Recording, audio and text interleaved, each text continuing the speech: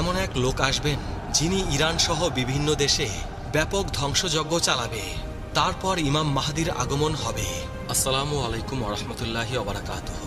Iran সম্পর্কে 1400 বছর আগে মহানবী সাল্লাল্লাহু আলাইহি ওয়াসাল্লাম কি বলেছিলেন, এমন কিছু কি তিনি বলে গেছেন যা আজ আমরা বাস্তবে দেখতে পাচ্ছি।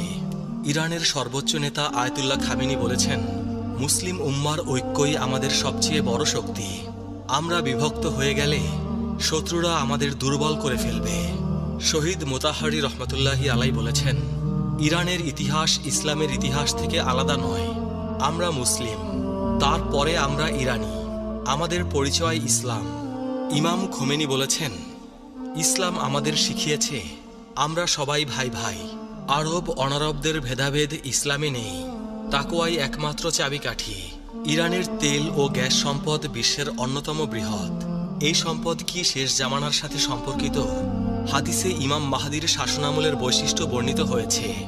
আকাশ থেকে প্রচুর বৃষ্টিপাত, জমিনে ফসলের প্রাচুর্য এবং তখন সম্পদের ন্যায্য বন্টন হবে।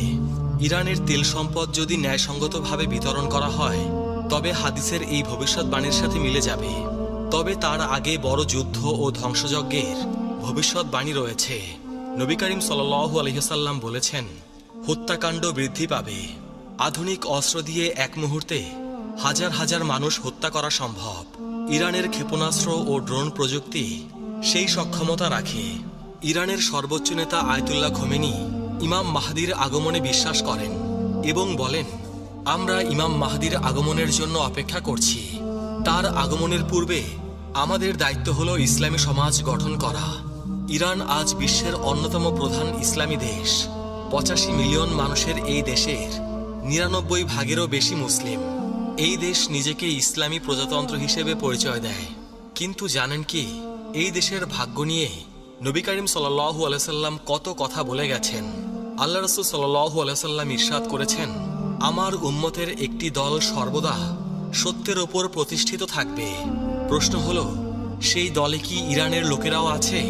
আজ আমরা 20টি ভবিষ্যৎবাণী নিয়ে আলোচনা করব। কিছু হাদিস আপনাকে শিহরিত করবে, কিছু আপনাকে ভাবিয়ে তুলবে, আর কিছু আপনার ঈমানকে শক্তিশালী করবে।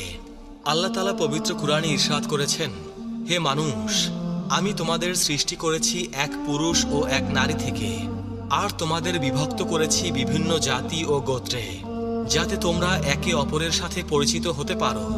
তোমাদের মধ্যে আল্লাহর কাছে সেই সর্বোত্তম যে তোমাদের মধ্যে সর্বাধিক মুত্তাকি। সূরা আল হুজরাত আয়াত 13। প্রথম ভবিষ্যৎবাণী। সিফাত।